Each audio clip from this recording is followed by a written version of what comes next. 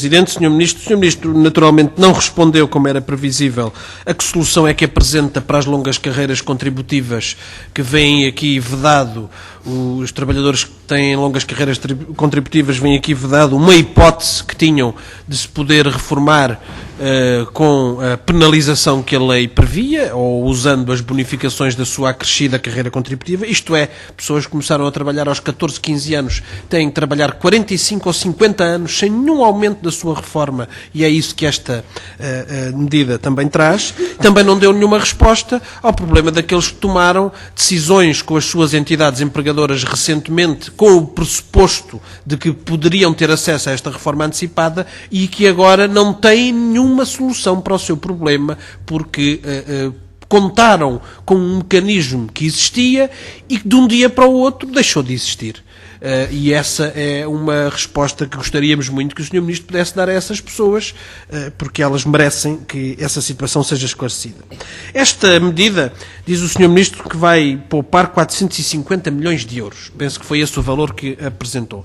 Bom, por acaso, o Sr. Ministro podia, um dia destes, enviar-nos esses cálculos, porque se tivessem em conta também quanto é que as pessoas iriam ter de penalização nos próximos anos de reforma, e o que é que isso significaria para a Segurança Social, e o que é que significa quando tiverem a reforma por completo, se a tiverem aos 65 anos ou mais, tendo em conta o fator de sustentabilidade. Mas mais, a maioria destas pessoas, sobretudo as de carreiras contributivas longas, já descontou mais, em valor superior àquilo que é a reforma a que iria ter direito.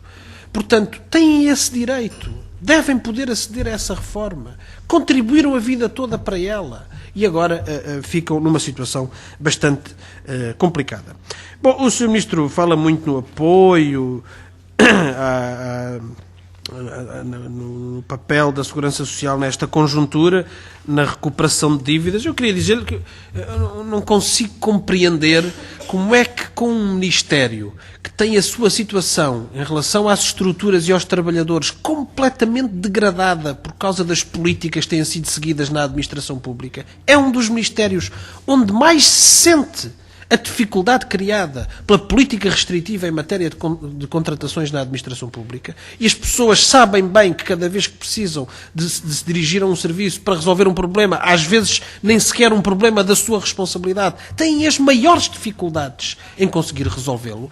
Como é que nos quer garantir de que é com esses meios que vai fazer uma grande cobrança coerciva? Aliás, 540 milhões de euros em 2011 é para aí metade, não é do valor total da dívida que existe, é do aumento médio anual da dívida. Portanto, continuamos a perder terreno em relação à dívida à Segurança Social, porque sem ovos não há omeletes. Se não há funcionários para fazer o trabalho, se os senhores querem despachá-los para a mobilidade ou para fora da administração pública, depois não há possibilidade de fazer cobranças coercivas, de fiscalizar a aplicação das prestações sociais e uma série de outras matérias. E já agora também seria interessante saber que parte destes 540 milhões são correspondentes àquelas prestações que foram pagas por responsabilidade da Segurança Social a mais às pessoas e que depois exigiram às pessoas que as viessem devolver, criando um caos enorme para milhares de pessoas nos últimos meses. Eu queria também dizer, para que as pessoas percebam bem o que é que está aqui em causa,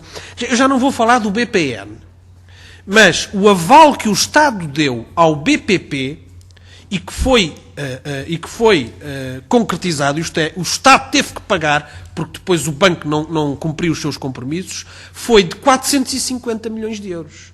Curioso. Portanto, para este banco de fortunas, foi dado um aval de 450 milhões de euros. O Estado pagou. E é o que vai agora poupar à custa das pessoas que não se podem reformar antecipadamente. Aí está uma boa comparação. Talvez o Sr. Ministro pudesse explicar aos portugueses quando afirma com essa sua determinação tecnocrática, sem ofensa para os tecnocratas, com essa sua determinação fria e tecnocrática, que tem que ser assim porque vivemos numa situação excepcional. E termino dizendo, Sr. Ministro, Sr. Presidente, peço desculpa, vou já terminar, que aumentar 20 cêntimos numa pensão de miséria não é nenhuma medida social. É a perpetuação da miséria. Isso é o que significa esse aumento. Escusa de me dizer que o governo anterior não aumentou. Com isso posso eu bem. Já lhe disse que quando os senhores falam uns dos outros, em geral acertam. Em geral acertam. E nesse caso o senhor Ministro acerta. Aumentar 20 cêntimos numa pensão de miséria é manter a miséria destas pessoas. Não é dar nenhum benefício. Quando ainda por cima, por dia, 20 cêntimos por dia. Quando ainda por cima, bom, já lhe parece muito. 20 cêntimos parece-lhe muito. Bom, se lhe parece muito, enfim. O que acontece é que ao mesmo tempo tudo aumentou, Sr. Ministro. As pessoas lá em casa sabem bem que tudo aumentou. E isso não é compensado com estes 20 cêntimos por dia. O Sr. Ministro disse, a determinada altura da sua intervenção, que, virado para o Partido Socialista, que a grande fatia que está a aumentar no orçamento e que vai ser também grande a maior para 2013 é a do Ministério da Dívida Pública. Os juros, o pagamento da dívida. Ó Sr. Ministro, então se calhar é a altura dos senhores ouvirem aquilo que andamos a dizer há mais de um ano, que é de que com este serviço da dívida nenhum país se consegue recuperar. E que é preciso renegociar a dívida, não só para proteger os mais desfavorecidos e as prestações sociais e as reformas, mas para promover o desenvolvimento económico e o emprego. Isso é que é a salvaguarda da segurança social. Quando continuamos a ter um orçamento para a dívida, em vez de termos um orçamento para a economia e para o emprego, também estamos a pôr em causa a sustentabilidade da segurança social.